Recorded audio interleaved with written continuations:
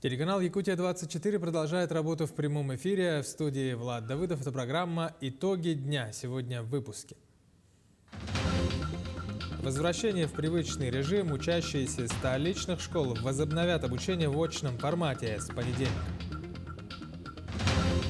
Первая свая. В селе Пригородный начнется строительство будущего дополнительного здания школы номер 12.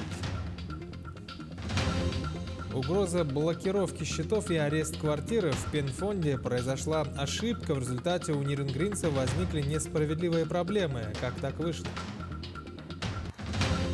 У АК Якутии новый гендир. Коллективу авиакомпании представили новоиспеченного руководителя. Какие перед ним поставлены задачи? Воспитатель года 2021 состоялась торжественная церемония закрытия республиканского конкурса. 14-й ребенок. Сегодня с перинатального центра выписалась мать-героиня Эталина Максимова. Как прошла очередная беременность и роды у невероятной женщины.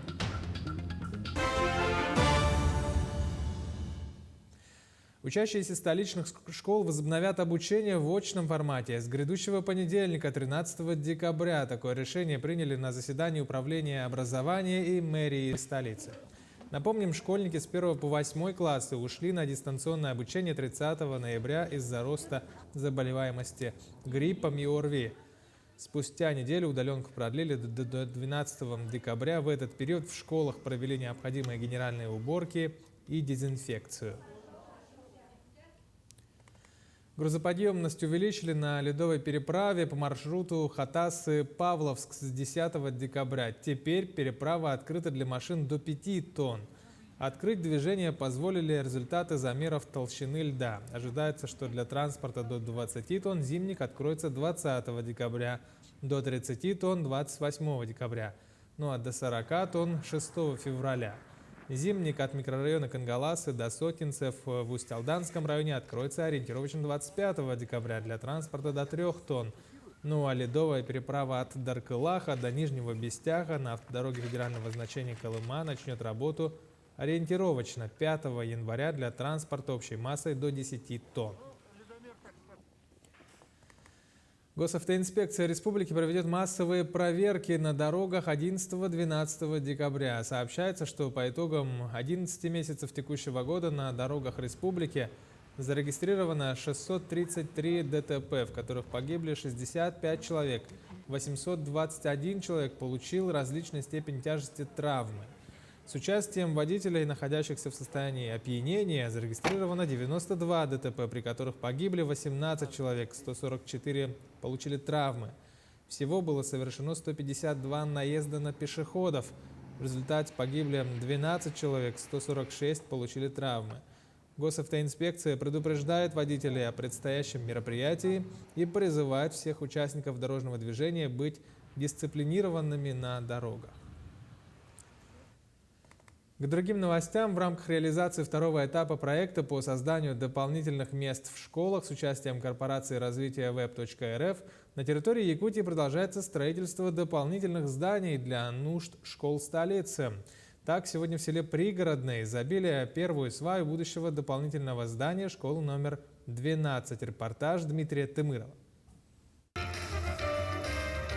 Для жителей села Пригородный это действительно важное событие, ведь сегодня плотность населения этого района города увеличивается, застраиваются новые дома, вместе с ним появляются и новые семьи с детьми. И потребность села в социально значимых учреждениях с каждым годом только растет. По прогнозам руководства школы, до 2025 года количество обучающихся должно достигнуть около 1000 детей. И строительство этого объекта – важное событие для каждого. В настоящее время в школе учатся 615 детей. Это наше здание школы было построено в 2008 году, было рассчитано на 120 мест. Ну, сами видите, что у нас сейчас переполнение в 5 раз. И, конечно, строительство дополнительного здания это будет улучшением условий для того, чтобы дети получали образование. Также строительство этого здания даст возможность школе перейти на однодневную смену, про которую говорят уже давно. Сегодня из-за большого количества обучающихся перейти на такую систему не получается возможным. Сегодня действительно очень радостный день для нас, для учителей, и для учащихся, и для родителей. Мы давно ждали этот день. И надеемся, что строительство закончится ровно в срок, да, и надеемся учиться и учить наших детишек с нового года, со следующего года, да, уже в новом здании, и улучшится система образования нашей школы, да, будут новые формы работы, да, и надеемся, что будем работать в одну смену, это тоже улучшит качество образования. Застройщиком объекта стал Арктик Капитал. Они обещают, что здание сдадут в срок. Работы здесь будут идти даже зимой, а уже летом жители села Пригородный увидят коробку школы. Мы планируем в декабре-январе выполнить буровые работы, установить свайное поле и где-то в середине февраля начнем бетонные работы. Планируем каркас здания закончить где-то в начале июля, и ввод объекта планируется в ноябре 2022 года. Здание школы будет трехэтажное. Общая площадь будет составлять 5200 квадратных метров. Здесь будут размещаться 27 учебных кабинетов, библиотека с книгохранилищем, медицинский кабинет, столовая с обеденным залом, актовые и музыкальные залы для занятий хореографией. С постройкой новой школы будет новое оборудование и будет чем занять наших детей современными технологиями. Новый спортзал будет, актовый зал. Ну и для развития нашего подрастающего поколения это большое событие, радостное. Напомним, в рамках реализации данного проекта на территории города Якутска, помимо этой школы, строятся дополнительные здания пристрои в селе Хатасы и рядом со школой номер 5 города Якутска. Общее суммарное количество мест этих трех объектов порядка на 1000 мест. Дмитрий Тымыров, Джулстан Иннокентьев, Якутск.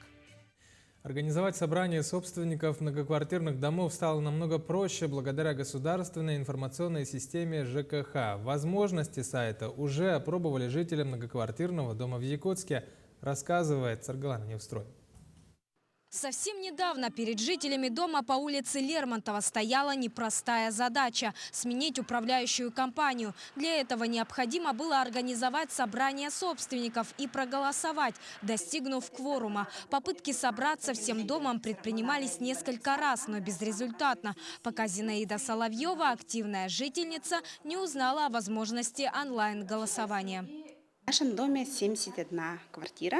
И, соответственно, больше 70 собственников. Нам сказали, что можно провести онлайн. Мы сразу же спохватились, и у нас есть общая группа WhatsApp собственников дома, да, и собственники были готовы, поэтому так и решили. С сентября текущего года 7 управляющих компаний Якутска начали успешно практиковать новый формат голосования. Это не только отвечает современным нормам и требованиям введенных ковидных ограничений и доступно каждому собственнику, но и защищает результаты голосования от подделки. Система электронного голосования исключает возможность подделки бюллетеней, а также формирования неправильного протокола, также исключает возможность неправильного порядка предоставления информации в управление Госстрожилнадзора. Но голосование – это еще не все, что теперь стало возможным благодаря государственной информационной системе ЖКХ. Программа позволяет оплачивать счета, просматривать важную информацию по собственному дому и многое другое. В ГИС ЖКХ можно посмотреть начисления за текущие и предыдущие периоды, оплатить за жилищно-коммунальные услуги, посмотреть тарифы за жилищно-коммунальные услуги, ввести показания приборов учета, посмотреть график проведения капитального ремонта в многоквартирном доме, подать обращение в управляющую компанию и органы власти. Мы принимаем обращения граждан через систему ГИС ЖКХ для проведения проверок. Закон об онлайн-собраниях жильцов многоквартирных домов был принят еще в 2020 году. На сегодняшний день государственная информационная система ЖКХ интегрирована с единым порталом госуслуг. Для удобства использования системы было создано и специальное мобильное приложение. Сарглана Неустроева, Григорий Охлопков, Якутск. В пенсионном фонде произошла путаница, в результате которой у добросовестного ниренгринца чуть было не заблокировали счета и был наложен арест на его квартиру. Как так получилось, разбиралась наш корреспондент Ирина Кичигин. Наш герой узнал о своей задолженности в декабре прошлого года, когда на сайте госуслуг ему пришло уведомление о том, что у него есть непогашенный кредит, который он якобы оформил в Хабаровском крае. И в отношении него вынесено судебное решение взыскать долг. Я созвонился с судебным приставом, которая ответила, что действительно долг есть, и что там имя, фамилия, отчество совпадают. Она пробила мой адрес, по номеру снился, и как раз она и на Нерингре вышла.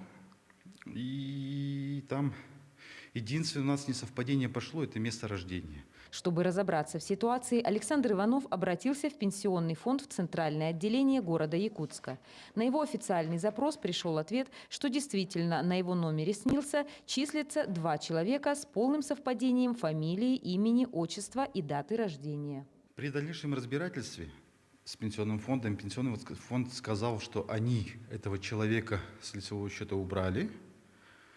Я говорю, а как же долг, который остался на этот номер? На меня же как бы уходит. Они сказали, это проблема приставов, пускай они ищут своего. Типа у него номер другой. Письменный ответ Александр перенаправил судебному приставу, который дело закрыл. Но вот прошел год, судебный пристав сменился, и в личном кабинете госуслуг нашему герою вновь приходит уведомление, что его квартира арестована в связи с непогашенной задолженностью перед банком. Ситуацию быстро удалось уладить, но в этот раз Александр Иванов обратился с заявлением в полицию. Да, я полицию написал заявление, потому что дело в том, что получается, если наснился только мой номер, то есть только я один, по номеру снился, значит, мой двойник, у него на руках мой номер снился, это зеленая карточка, и он спокойно ходит, получается, и пользуется им. Как объяснили в пенсионном фонде, менять номер снился нет оснований, так как сейчас на нем числится 1 человек. И у Александра остаются опасения, что это еще не конец истории, которую он, как режиссер театра, мог бы воплотить на сцене. Ирина Кичигина, Вадим Барашков, Нерингри. Коллективу авиакомпании «Якутия» представили нового руководителя. Им стал Андрей Винокуров, утвержденный на новую должность Советом директоров. С сентября этого года он уже временно исполнял обязанности руководителя авиакомпании. До этого был заместителем генерального директора АК «Якутия» по коммерции. Представил коллективу нового директора министр транспорта региона Владимир Сивцев.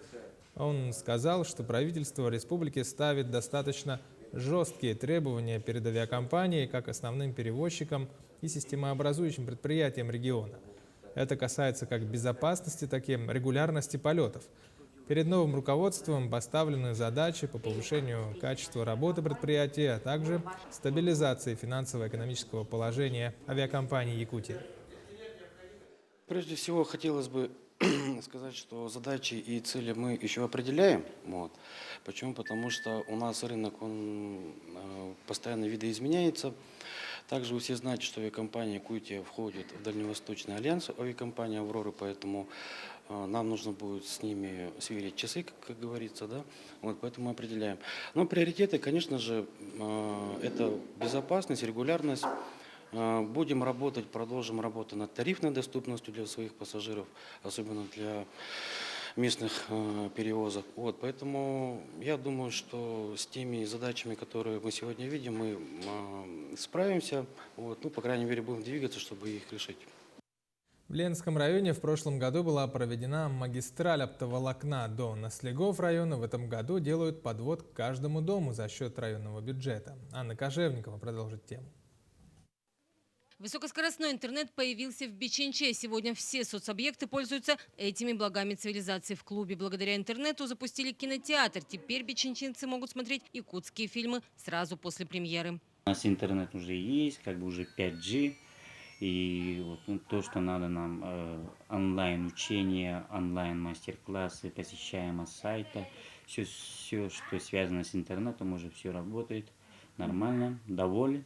Сегодня оптоволокно ведут каждому дому, и это бесплатно для жителей. Работы производятся за счет бюджетных средств. В этом году администрация Ленского района выделила свыше 14 миллионов рублей и заключила договор с Ростелекомом для этих целей. Это у нас 10 поселений, есть заречные районы, те поселения, которые небольшие и где позволяет местность, там будет беспроводной широкополосный доступ, так называемая технология, но это никак на качество связи не повлияет. А в остальные по технологии GPON, это то есть именно оптоволоконная линия. Если в прошлом году было протянуто оптоволокно до самого села, в этом к середине декабря все работы по подводу к частным домам должны быть завершены. В Ленском районе все сельские населенные пункты, кроме таких отдаленных, как Талон, Ярославский и Хамра, охвачены интернетом. Но и по подключению этих сел ведется работа районной администрации. Анна Кожевникова, Светлана Болеева, Виталий Андреев, Ленск. Научно-популярный журнал «Наука и техника» в республике Саха-Якутия отмечает 20-летний юбилей. Первый журнал вышел благодаря поддержке первого президента республики Михаила Николаева в 2001 году. С тех пор он выходит 2 раза в год. Издание поднимает актуальные темы, касающиеся различных сфер жизни. В журнале очень широкий спектр рубрик, всего их 35. Это и фундаментальные прикладные исследования, лабораторные работы, медицина, сельское хозяйство, мерзлотоведение и многое другое. Журнал полюбили, им пользуются, он выписывается через Почту России, получает по подписке многие регионы. Ну вот мы добивались того, чтобы каждая школа республики, в общем-то, имела этот журнал. И вот в решениях сегодняшнего заседания я хочу предложить, учредителям нашего журнала, чтобы они посодействовали тому, чтобы выделяли средства на то, чтобы каждая школа имела возможность выписать этот журнал.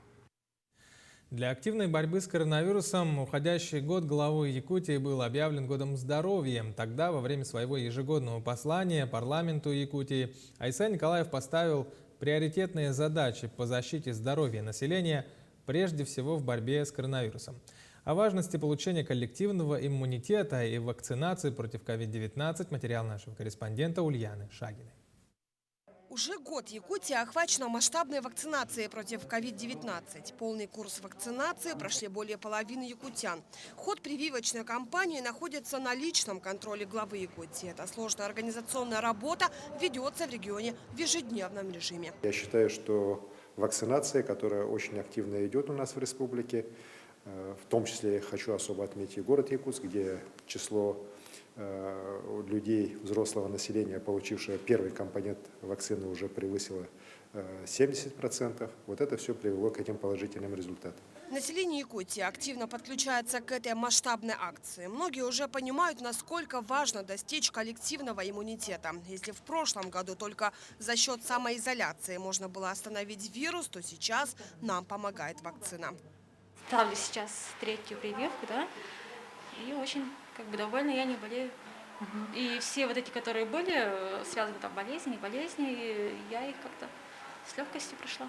Даже ни температуры, ни кашля, ничего не было. И прививки я всегда ставлю своевременно. Я считаю, что это надо делать. Это обязательно. Сегодня вакцинация охватывает взрослое население региона. В самом начале привились сами медики. Далее примерами становились сотрудники полиции, педагоги. В эфире нашего телеканала вакцинировался и сам глава региона. Личный пример в таком важном деле работает лучше всего, чем призывы к вакцинации. Я получил прививку «Спутник Ви». Самочувствие у меня нормальное, хорошее. Спустя год после начала прививочной кампании якутские медики могут говорить о том, насколько работает вакцина. Официальные данные служат тому доказательством. Ведь в регионе стабильно сохраняется резерв свободных коек, а количество выздоровевших превышает количество заболевших. Вакцина предотвращает тяжелые случаи, предотвращает осложнения коронавирусной инфекции, летальные исходы, предотвращает процент госпитализаций. Поэтому вообще не только от коронавирусной инфекции любая вакцина – это на сегодняшний день самая эффективная защита от инфекционных заболеваний. По всему миру для достижения коллективного иммунитета государства берут планку 80% вакцинации населения. В Якутии на сегодняшний день, благодаря активности граждан, эта цифра уже достигла 73%. Что такое коллективный иммунитет? Это общее количество вакцинированных и переболевших в течение 6 месяцев.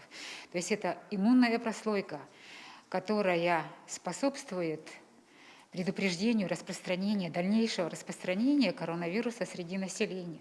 По словам главы региона, эта задача должна быть выполнена уже в 2022 году, чтобы масштабные мероприятия к столетию Якутии прошли без ограничений и в традиционном формате.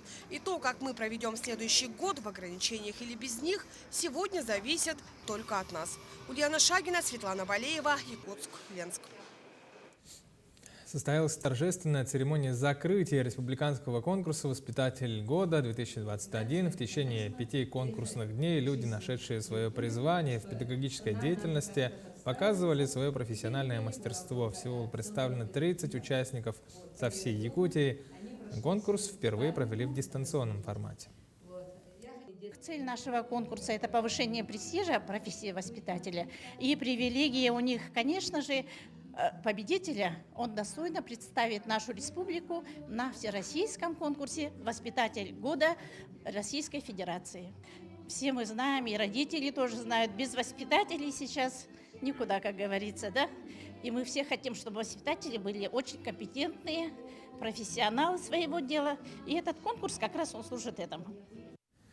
Сегодня в перинатальном центре торжественно выписалась мать-героиня Айталина Максимова, которая родила уже своего 14-го ребенка. О том, как проходила беременность и роды, а также о семье роженицы в материале нашего корреспондента Марферины Алексеевой.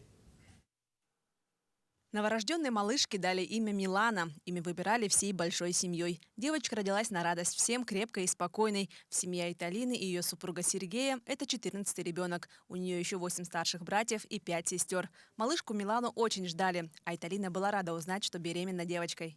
Пола ребенка, когда УЗИ делают, девочка стала, потому что у меня девочек мало. Ровно год назад в перинатальном центре Айталина родила своего предыдущего сына. Как и в этом году, роды и беременность протекала без патологий. Акушерки помнят Айталину и вспоминают, что будто знали, что снова встретят ее в этом году. Врачи отмечают крепкое здоровье молодой женщины. Одного ребенка она еще точно себе может позволить. И мы ее помним, и она рожала здесь. Ну, как-то тогда так не сакцентировалось, быстро все это ушло. Но в этот раз решили, что праздник необходим и для ее поощрения, ну и для наше такое тяжелое время, чтобы мы как-то стимулировали рождаемость, радость. Многодетную семью поддержала администрация города. Семье вручили сертификат номиналом в 100 000 рублей. Республиканский медцентр предложил обеспечить особый уход и обслуживание всем детям семейства. Айталина с супругами и детьми проживают в пригороде столицы в селе Сырдах. Местная больница также поддержала семью, подарив новорожденной кровать. Многодетная семья живет в двухэтажном доме. Отец семейства работает в Тулагинской школе. Самая главная помощница – 22-летняя старшая дочь Татьяна. Со слов отца, главный секрет наложенного быта и счастья в доме – помощь друг другу во всем. Дочка есть, 7 класс, она тоже по дому помогает. Старшая дочь сделала график, кто с чем занимается. Завтра кто убирает посуду, моет полы. Так, такой график. Мальчишки работящие. Лед сами брали. Рождение 14-го ребенка – уникальный случай. На сегодняшний день это самая многодетная семья. Это у нас впервые в нашем истории родильного дома и перинатального центра. Поэтому сегодня очень радостный день для нашего коллектива. Роды прошли очень хорошо, без осложнений. И тем более она во время беременности она получила вакцину против коронавирусной инфекции. Вот она сама защитила своего ребенка. Мы желаем этой семье самое главное крепкого здоровья, счастья, любви. 2021 год отмечается высокой рождаемостью. За 11 месяцев текущего года в Республиканском перинатальном центре родилось 5298 детей, а многодетных женщин, которые в этом году стали матерями в 5-й и более раз, 738 рожениц. Марферина Алексеева, Владимир Павлов, Якутск. Продолжаем выпуск. Очередное заседание исполкома МОК проходило с 7 по 9 декабря. Одним из вопросов обсуждения собрания Олимпийского комитета России, в котором подвели итоги уходящего года, стало проведение летних и зимних спортивных игр «Дети Азии». Президент комиссии Станислав Поздняков посетил стенд, посвященный предстоящим международным соревнованиям, которые состоятся в 2022 году во Владивостоке и в 2023 году в Кемеровской области. Он обсудил ход подготовки к играм с президентом Международного комитета «Дети Азии» Владимиром Максимовым. Глава ОКР подчеркнул, что эти мультиспортивные форумы позволят молодым атлетам проникнуться олимпийской атмосферой и получить международный опыт. Была дана высокая оценка деятельности комитета по итогам 2021 года.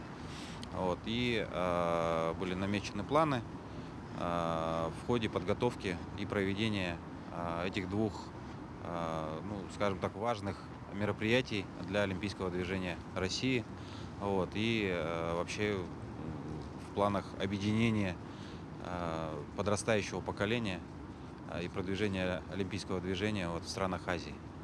Поэтому на сегодняшний день оргкомитет Владивостока сформирован, действует на территории Владивостока своя дирекция, которая готовит игры. На сегодняшний день у нас на стадии выхода положения игр. Сегодня уже порядка 30 стран дали предварительное подтверждение об участии в играх во Владивостоке. Поэтому я думаю, что в год столетия республики Саха-Якутия наш якутский проект стартует и будет проведен на высоком организационном уровне в столице Дальнего Востока. Соревнования под эгидой Международного паралимпийского комитета состоялись с 27 ноября по 6 декабря в столице Грузии. К сожалению, для флагмана якутского пауэрлифтинга Владимира Баланца соревнования в Тбилиси сложились неудачно. Спортсмен получил травму и не смог продолжить соревнования. Зато бронзовую награду смог завоевать Аял Сивцев, который выступил в соревнованиях среди юниоров до 20 лет весовой категории до 54 килограммов. Сегодня в Нижневартовске стартовали полуфинальные поединки Кубка мира по боксу среди нефтяных стран. В двух поединках за выход в финал были представлены два воспитанника якутской школы бокса. Это Талбан Егоров и Евгений Мартынов. Боксеры представляют на международном турнире сборную России. Талбан Егоров в весе до 48 килограммов победил Шамиля Котлубаева из Татарстана, а Евгений Мартынов провел на Кубке мира уже второй поединок.